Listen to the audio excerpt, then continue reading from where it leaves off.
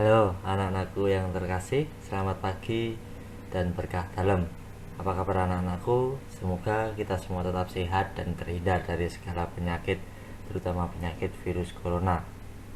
Nah, anak-anakku, minggu lalu Pak Teo sudah menjelaskan tentang sifat-sifat gereja, yaitu gereja yang satu, kudus, katolik, dan apostolik. Nah, pada minggu ini kita masuk pada bab 3 yang terdiri dari dua komponen penting dalam gereja sebagai persekutuan umat, yaitu hierarki dan awam. Nah, pada hari ini kita akan mempelajari subbab tema pertama yang bertemakan hierarki dalam gereja Katolik. Nah, anak-anakku, sebelum kita mulai pada pembelajaran kita pada hari ini, marilah kita berdoa terlebih dahulu. Dalam nama Bapa dan Putra dan Roh Kudus, amin. Ya Bapa yang Maha Bijaksana, syukur dan terima kasih kami aturkan kepadamu atas para gembala utusanmu ke tengah-tengah kami. Mereka adalah Bapa, Paus, para uskup, para imam dan diakon, untuk menuntun dan mendampingi kami para dombanya menuju ke tempat yang akan menyejahterakan hidup kami. Kini kami hendak merenungkan kehadiran para gembala kami dalam pertemuan ini. Arahkanlah pembicaraan kami ini agar kami dapat memahami dan menghayati kehadiran sebagai wujud cinta kasih-Mu. Demi Kristus Tuhan dan pengantara kami. Amin. Dalam nama Bapa dan Putra dan Roh Kudus. Amin. Nah, anak-anak yang terkasih, gereja adalah persekutuan yang semua anggotanya sungguh-sungguh sederajat martabatnya, sederajat pula kegiatan umum dalam membangun hidup Kristus. Ada fungsi khusus dalam gereja yang diemban oleh hierarki. Ada corak hidup khusus yang dijalani biarawan atau biarawati. Ada fungsi dan corak hidup keduniaan yang menjadi medan khas para awam. Tetapi yang pokok adalah iman yang sama akan Allah dalam Kristus oleh Roh Kudus, yang umum lebih penting daripada yang khusus. Hierarki dalam gereja Katolik. Kata hierarki berasal dari bahasa Yunani, yaitu hierarchi, yang berarti jabatan atau hieros, suci atau arkos. Itu berarti bahwa yang termasuk dalam hierarki adalah mereka yang mempunyai jabatan karena mendapat penyucian melalui tahbisan, maka mereka sering disebut sebagai kuasa tahbisan.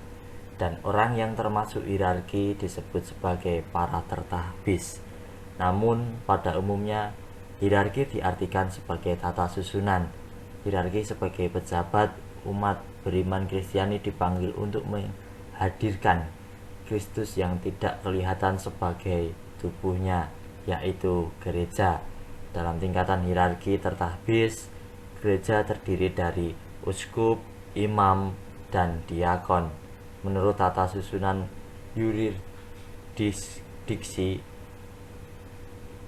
yurisdiksi ada pada paus dan para uskup yang disebut kolegialitas. Kekasan hierarki terletak pada hubungan khusus mereka dengan Kristus sebagai gembala umat.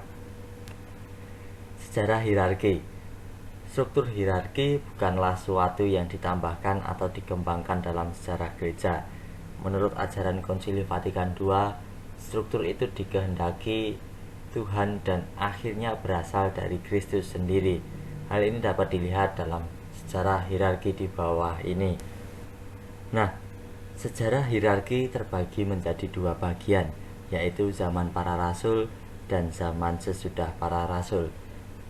Zaman para rasul, awal perkembangan hierarki adalah kelompok ke-12 rasul.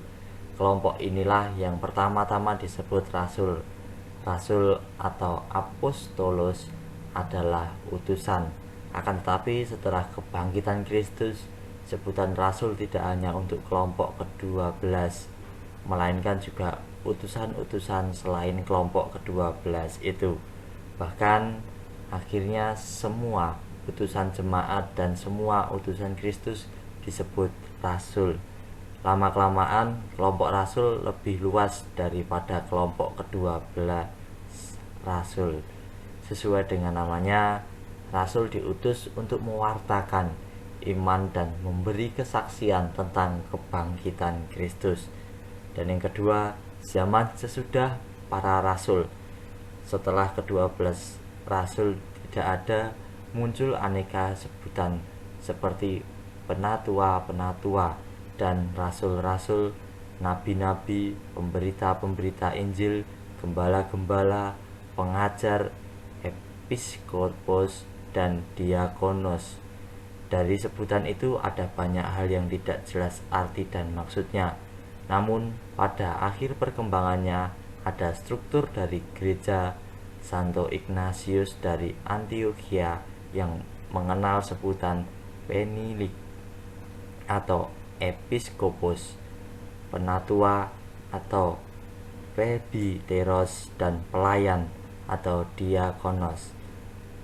Struktur inilah yang selanjutnya menjadi struktur hierarki gereja yang menjadi uskup, imam, dan diakon. Di sini yang penting bukanlah kepemimpinan gereja yang terbagi atas aneka fungsi dan peran, melainkan bahwa tugas pewartaan para rasul lama-kelamaan menjadi tugas kepemimpinan jemaat. Dasar-dasar kepemimpinan hierarki dalam gereja. Berdasarkan sejarah di atas tadi, kepemimpinan dalam gereja diserahkan kepada hierarki. Konsili mengajarkan bahwa atas penetapan ilahi, para uskup menggantikan para rasul sebagai penggembala gereja. Konsili suci ini mengajarkan dan mengatakan bahwa Yesus Kristus, gembala kekal, mendirikan gereja kudus dengan mengutus para rasul seperti dia diutus oleh Bapa. Para pengganti mereka, yakni para uskup, dikehendakinya menjadi gembala dalam gerejanya sampai akhir zaman. Pernyataan di atas dimaksudkan bahwa dari hidup dan kegiatan Yesus timbullah kelompok orang yang kemudian berkembang menjadi gereja seperti yang dikenal sekarang. Proses perkembangan pokok itu terjadi dalam umat perdana atau gereja perdana, yakni gereja yang mengarang kitab suci perjanjian baru. Jadi dalam kurun waktu antara kebangkitan Yesus dan awal abad kedua, secara prinsip terbentuklah hierarki gereja yang dikenal sekarang. Wujud gereja perdana beserta struktur kepemimpinannya menjadi patokan bagi perkembangan gereja selanjutnya. Nah, anak-anakku, sekarang kita masuk pada struktur kepemimpinan hierarki dalam gereja. Struktur kepemimpinan dalam gereja sekarang dapat diurutkan sebagai berikut. Yang pertama, Dewan para uskup dengan paus sebagai kepalanya. Ketika Kristus mengangkat ke-12 rasul, ia membentuk mereka menjadi semacam dewan atau badan tetap. Sebagai ketua dewan, Yesus mengangkat Petrus yang dipilihnya dari antara para rasul itu, seperti Santo Petrus dan para rasul lainnya. Atas penetapan Kristus merupakan satu dewan para rasul. Begitu pula paus bersama uskup merupakan satu himpunan yang serupa. Pada akhir masa gereja perdana sudah diterima cukup umum bahwa para uskup adalah pengganti para rasul. Tetapi hal itu bukan berarti bahwa hanya ada 12 uskup. Bukan rasul satu persatu diganti orang lain, tetapi kalangan para rasul sebagai pemimpin gereja diganti oleh para uskup. Tegasnya, Dewan para uskup adalah pengganti para rasul. Yang menjadi pimpinan gereja adalah Dewan para uskup. Seseorang menjadi uskup karena diterima ke dalam dewan. Seseorang menjadi anggota dewan para uskup dengan menerima tahbisan sakramental dan berdasarkan persekutuan hierarkis dengan kepala maupun para anggota dewan. Sebagai lambang kolegial ini, tahbisan uskup selalu dilakukan paling sedikit 3 uskup. Sebab tahbisan uskup berarti bahwa seorang anggota baru diterima ke dalam dewan uskup. Uskup itu pertama-tama adalah pemimpin gereja setempat. Namun dalam persekutuan gereja-gereja setempat hiduplah gereja universal. Dalam persekutuan dengan uskup-uskup lain itu, para uskup setempat menjadi pemimpin gereja universal. Maka uskup merupakan pemimpin gereja setempat sekaligus pemimpin gereja universal. Nah, yang kedua adalah paus. Konsili Vatikan II menegaskan, adapun dewan atau badan para uskup hanyalah berwibawa bila bersatu dengan Imam Agung di rumah pengganti Petrus sebagai kepala, dan selama kekuasaan primatnya terhadap semua, baik para gembala maupun kaum beriman, tetap berlaku seutuhnya. Imam Agung di Roma berdasarkan tugasnya, yakni sebagai wakil Kristus dan gembala gereja semesta, mempunyai kuasa penuh, tertinggi, dan universal terhadap gereja, dan kuasa itu selalu dapat dijalankan dengan bebas. Penegasan itu didasarkan bahwa Kristus mengangkat Petrus sebagai ketua para rasul. Yesus mengangkat Santo Petrus menjadi ketua para rasul lainnya. Dalam diri Petrus, Yesus menetapkan adanya asas dan dasar kesatuan iman serta persekutuan yang tetap dan kelihatan. Petrus diangkat menjadi pemimpin para rasul. Paus sebagai pengganti Petrus juga pemimpin para uskup. Menurut kesaksian tradisi, Petrus adalah uskup Roma yang pertama. Karena itu, Roma dipandang sebagai pusat dan pedoman seluruh gereja. Menurut keyakinan tradisi, uskup Roma itu pengganti Petrus, bukan hanya sebagai uskup lokal, melainkan terutama dalam fungsinya sebagai ketua dewan pimpinan gereja. Paus adalah uskup Roma, dan sebagai uskup Roma ia adalah pengganti Petrus dengan tugas dan kuasa seperti Petrus. Tugas dan kuasa Petrus menurut Perjanjian Baru begitu istimewa. Ia diakui sebagai pemimpin gereja. Para rasul menghimpun gereja semesta yang oleh Tuhan didirikan dalam diri mereka, dan di atas rasul Petrus ketua mereka, sedangkan Yesus Kristus sendiri sebagai batu sendinya. Fungsi dan kedudukan Petrus sebagai pemimpin gereja diakui pula sebagai unsur prinsip hierarki yang akhirnya berasal dari Kristus sendiri. Itulah tugas dan wewenang Paus pengganti Petrus. Nah, yang ketiga adalah uskup. Pada dasarnya, Paus adalah seorang uskup. Seorang uskup selalu berkarya dalam persekutuan dengan para uskup lain dan mengakui Paus sebagai kepala.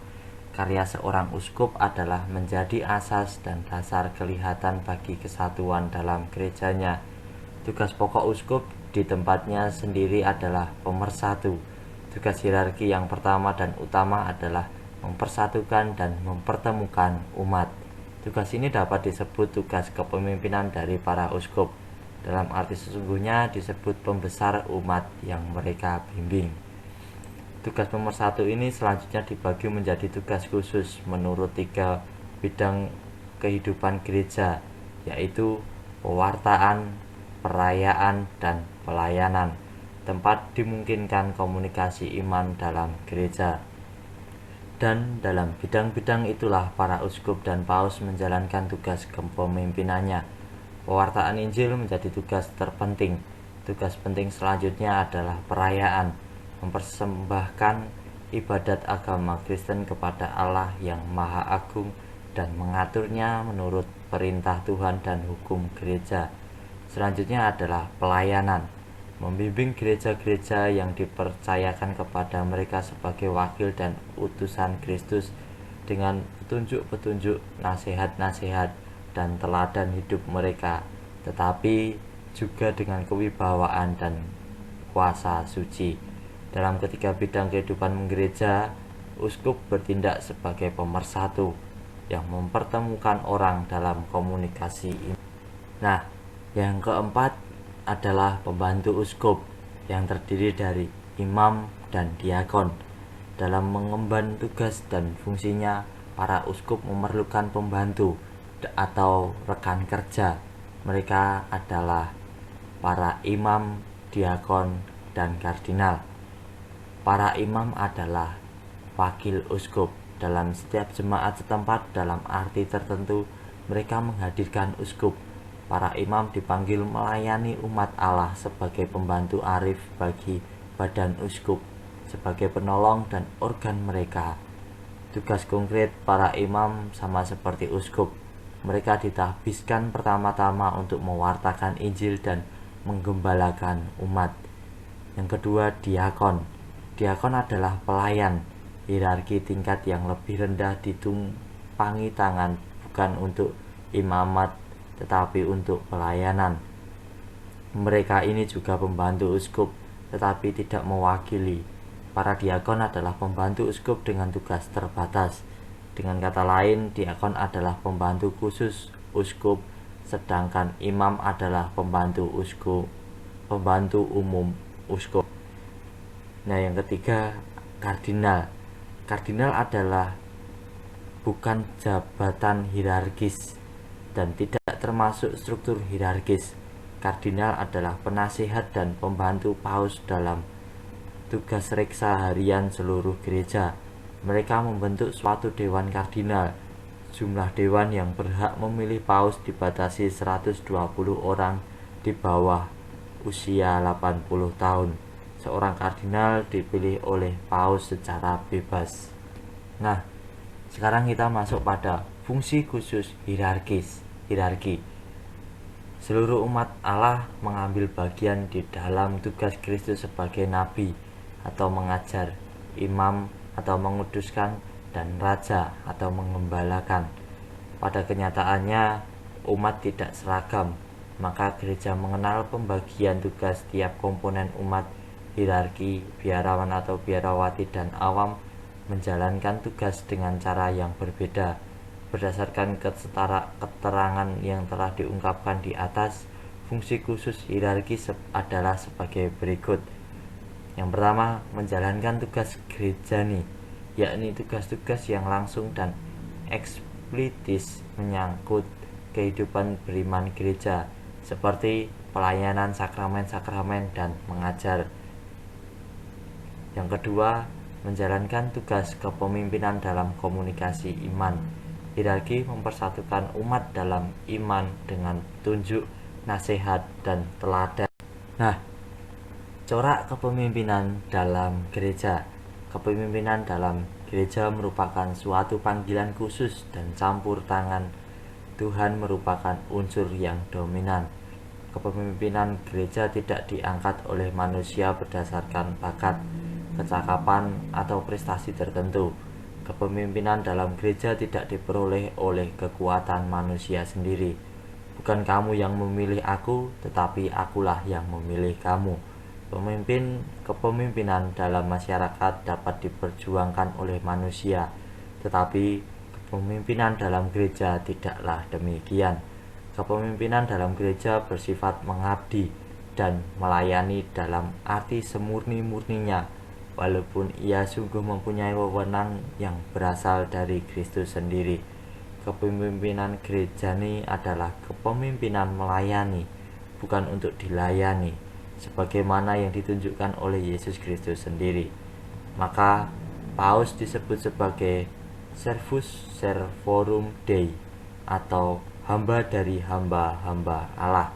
Kepemimpinan hierarki berasal dari Tuhan, maka tidak dapat dihapuskan oleh manusia. Kepemimpinan dalam masyarakat dapat diturunkan oleh manusia karena ia memang diangkat dan diteguhkan oleh manusia. Nah, anak-anakku yang terkasih, tadi Pak Teo sudah menjelaskan tentang dasar-dasar kepemimpinan hierarkis dalam gereja, hierarki dalam gereja Katolik, sejarah hierarki, zaman para rasul, zaman sesudah para rasul, dasar-dasar kepemimpinan hierarki dalam gereja, dan struktur kepemimpinan hierarki dalam gereja. Nah, anak-anakku, sekarang Pak Teo akan memberikan tugas yang terdiri dari 3 soal saja. Silahkan kerjakan ketiga soal tersebut dan kemudian dikirim di classroom. Soal yang pertama, jelaskan dasar kepemimpinan hierarki dalam gereja. Yang kedua, jelaskan fungsi khusus hierarki. Dan yang terakhir, jelaskan corak kepemimpinan dalam gereja. Nah, silakan anak-anakku kerjakan dengan sungguh-sungguh, dengan jujur dan singkat saja. Baik, anak-anakku, cukup sekian kegiatan pembelajaran jarak jauh hari ini. Silakan kerjakan 3 soal tersebut dengan sungguh-sungguh, kemudian kirim di classroom. Demikianlah pembahasan pertemuan kita pada hari ini tentang hierarki dalam gereja Katolik. Semoga anak-anakku semua dapat memahami tentang apa arti dari hierarki dalam gereja Katolik, struktur hierarki, dasar-dasar kepemimpinan hierarki dalam gereja Katolik, dan struktur kepemimpinan hierarki dalam gereja Katolik. Nah, anak-anakku yang terkasih, sebelum kita menutup pertemuan kita pada hari ini, marilah kita tutup dengan berdoa. Dalam nama Bapa dan Putra dan Roh Kudus. Amin. Tuhan Yesus, terima kasih kami sampaikan kepadamu, karena Engkau telah berkenan hadir dan menyertai pembicaraan kami pada pembelajaran hari ini. Ya Tuhan, kami mohon, buatlah agar para pemimpin gereja kami dengan seluruh umat Allah sehati dan sejiwa dalam membangun gereja. Semangati juga diri kami agar dapat terlibat aktif dalam kegiatan-kegiatan di gereja. Kemuliaan kepada Bapa, Putra, dan Roh Kudus, seperti pada permulaan, sekarang, selalu, dan sepanjang segala abad. Terpujilah nama Yesus, Bunda Maria, dan Santo Yosef, untuk selama-lamanya. Terima kasih anak-anakku. Sekian kegiatan pembelajaran jarak jauh kita pada hari ini. Terima kasih dan berkah dalam.